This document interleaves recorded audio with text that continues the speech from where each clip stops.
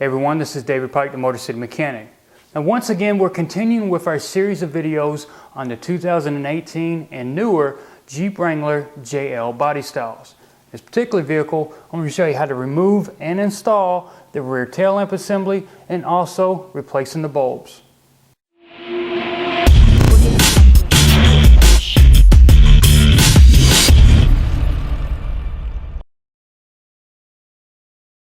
And when it comes to removing the tail lamp assembly, you're going to notice that there are some big differences when you compare it to the previous body styles. Mainly, we don't have the 4 screws around the perimeter of the lens. On the previous models, 2 of those actually held the lamp assembly to the back of the Jeep, and then the other 2 kept this section of the plastic housing sandwiched together.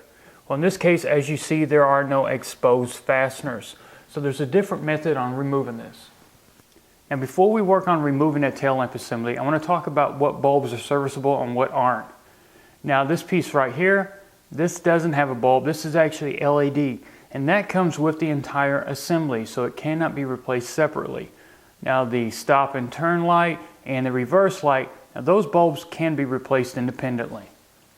So now we're ready to start on removing the tail lamp assembly. As I mentioned, no exposed fasteners. This also doesn't just snap on. Now, are there fasteners inside the fender well liner so you can get to the back side? Nope. So that basically means the fastener that holds this, which is only one, is located inside the vehicle. And there's actually a cap on top of the trim panel that you need to remove in order to access it. So just go ahead and open up the back of the Jeep and get inside. Now once you've got that tailgate or rear hatch open, I want you to go to that particular side of the vehicle that you're going to be working on. Now in this case, we're dealing with the driver's side. Now I want you to look at the rear corner of the vehicle where the plastic trim panel is. In this case, we've got a power outlet right here. If you look just up in this area, we've got the starting of the roll bar. So right here is a plastic trim panel. We need to pop that trim panel off, and behind there's going to be a fastener, and only one fastener. That's the one we need to back completely out, remove it, and then we can actually grab that tail lamp assembly and take it off the back of the vehicle. Now there's a right way and a wrong way when it comes to removing that trim panel. And the main thing is, pay attention to where that slot is. That's where we're going to be using a plastic trim stick, and we need to pop that edge up because on this side over here there's a finger that goes up under this trim panel. If you try to put it on that side, you're going to break it. So that's the side we're going to be dealing with. Now if you're worried about scratching this up, you can always put a piece of tape down. That way when you're prying, you're not marring or scratching the plastic no more than necessary.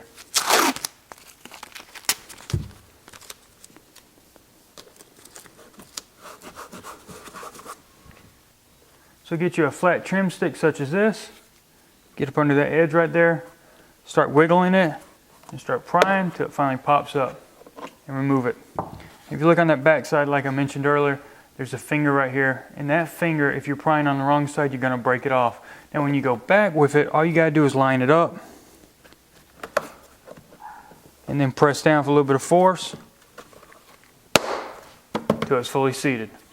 For now, we're going to go ahead and take it back off one more time, and we're going to get access to that fastener. Now with that plastic cover removed, you can see the white plastic fastener that actually holds the tail lamp assembly on. It has a 10mm hex head on it. Also in the center there's a T40 Torx. And I want to show you where on the vehicle you can find a T40 for taking this loose. Now somewhere in your Jeep Wrangler, either in the glove box or up under that storage compartment in the rear, you should find a pouch that looks like this. It comes in the majority of all the Wranglers. Now inside are some common tools for removing different components, such as the Torx bits for the doors so you can take the doors off. Also for removing the soft top assembly.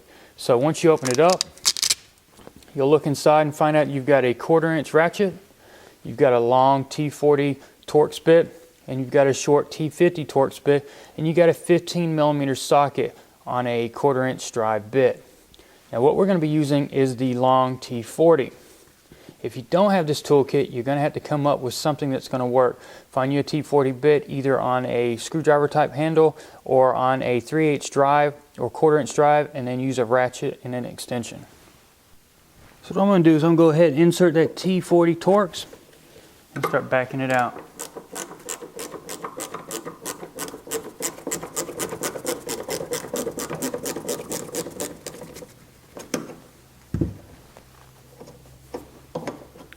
Once you get all the way backed out, just grab it and pull it out. So that fastener taken off, just grab that tail lamp assembly firmly, wiggle it, and work it off the vehicle. Now we do have one electrical connector we've got to disconnect before we can take it completely off. Now I'm going to be fighting a little bit with the connector. So of course the tail lamp assembly is going to be laid over. I don't want to scratch the lens on the sharp edge of the body. I also don't want to scratch the paint with the lamp assembly, right? So I want to grab a fender cover or anything, a towel, whatever you've got, and put it down in here on that edge. So as I'm working, I don't have to worry about it scratching anything, because we're going to be dealing with the connector on the back side, and it's going to take a little bit of effort to get it unplugged. Now when dealing with the connector for that tail lamp assembly, we've got two sides. We're going to call this side the body side. That's the wiring leading to the body of the Jeep, and this side is the lamp side, and that goes to the bulb. So we've got a body side and a lamp side. Now the lamp side is actually attached to the housing by a guide or a track. In order to release it so we got a little more room to work, you can actually pick up on the body side and slide it. And when you do, you release these two fingers from this track. So now we got more room to work. Now in some connectors you can actually squeeze in on the connector and slide the two sections apart. But in this case we've got a secondary lock, and that's that red piece. Nothing's going to happen until that red piece is moved. So we've got to slide it up and away from the connector. Now we've actually released it, and now we can work on the primary lock. Technically you should just be able to squeeze in on it, but this one's a little difficult. I can try squeezing in and pulling and it may come off. If it doesn't, I can actually get up in here with a pick or flat tip screwdriver and do the same thing and pick up on the tab that this would be squeezing on. Once I do that, I can actually separate the two halves, and there we go. Now with that tail lamp assembly out of the vehicle and sitting on the bench, we can point out a couple key things here. This is that connector we were dealing with, and that's that track it slides on. And this is the location where the fastener goes through. Now if you look around the perimeter, you can see where there's an access to the bulb. Problem is you don't have any room. There's a plastic panel right here that actually has to be removed to get to it. And there are a total of 3 Phillips screws around the perimeter we've got to take off first.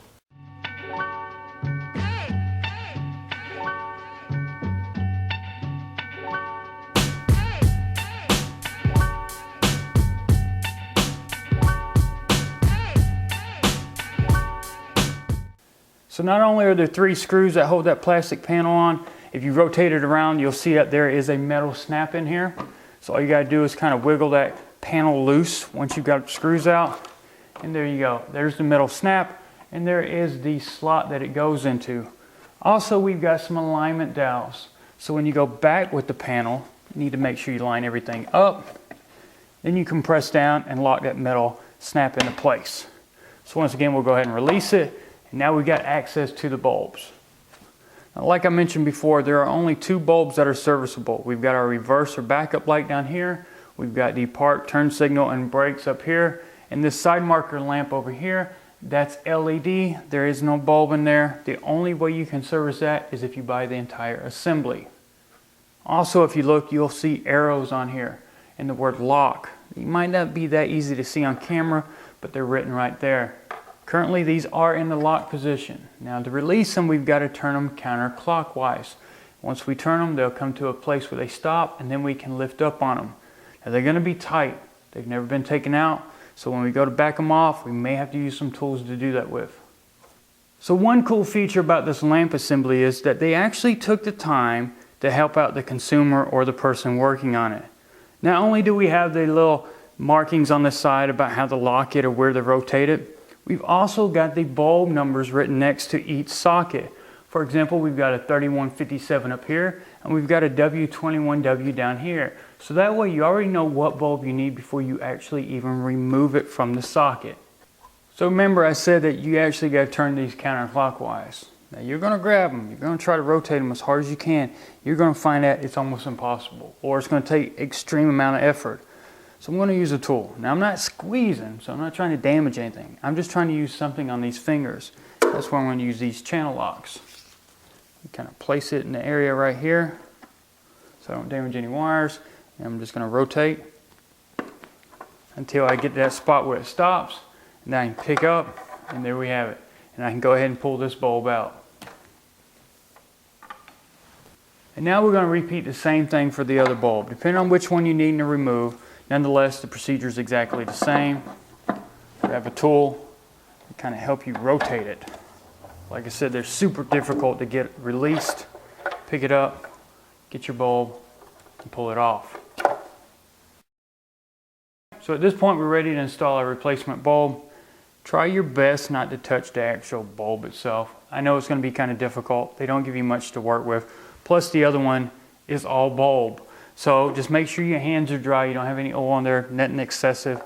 Grab your bulb, work on inserting it into the socket, insert it into the housing, line everything up.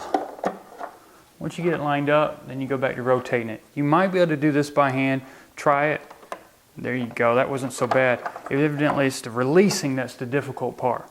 So we'll grab the other one, that W, 21W, snap it in, and insert the socket into the housing, and then rotate it clockwise.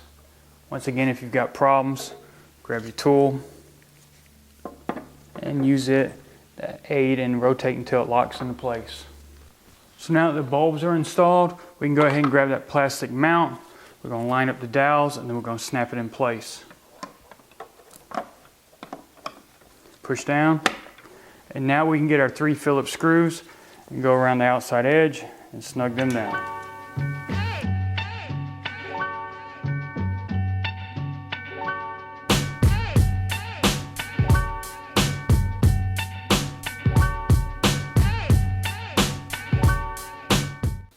So now we're ready to reattach the connector from the bulbs to that plastic mounting bracket. And we'll just line up the slots with the track there, push it till it locks into place. So now we're ready to plug the connector from the body into the connector for the tail lamps. Make sure it's fully seated and snaps in. Once you hear that audible click, you're good to go. And we're going to slide over that secondary lock to make sure that's locked.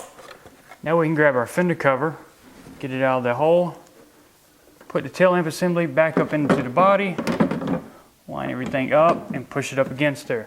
And now we'll go on the inside and install that last remaining fastener. At this point, grab that fastener, insert it down in there, and start threading it in a few turns. So at this point, we're going to use our T40 that we used to take it loose with and start tightening down. And we're just going to snug it. We're not going to over torque it. It's a plastic fastener going into a plastic housing.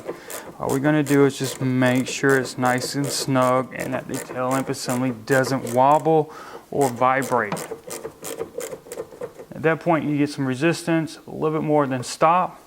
Now we can grab that plastic cover and snap it on. And remember that warning I gave you, you've got a finger here. This finger needs to go on this side. If you don't do it that way, you're going to break it. So line it up, get this where it needs to be, and press down with a little bit of force. Once it's snapped and it's flush, you're good to go. Go ahead and remove the tape if you use some. And that way, you can't even tell that it's ever been removed. And of course, the last thing you need to do is verify that everything's working. Everything from the brake lights, the running lights, hazards, and also your reverse. As you saw, the procedure is pretty cut and dry. No fasteners on the outside, we've only got one on the inside. And they were kind enough to actually leave us some numbers on the housing to tell us what the bulb numbers were. So if you like this video, please make sure to give it a big thumbs up on YouTube and don't forget to click on the subscribe button. You can find me on Facebook, Twitter, and Instagram. And if you got any comments or suggestions about anything in today's video, or anything Chrysler, Dodge, Jeep, or Ram related, you can always email me at david@motorcitymechanic.com. If you feel the need to put something in the mail, I've got a P.O. box. That's Motor City Mechanic, P.O. Box 240, Grovetown, Georgia, 30813. Also, if you like to shop on Amazon, please make sure to use the link that's in the description below this video, and any purchases that you make will help support this channel. Thanks again, everybody, for checking out all these videos.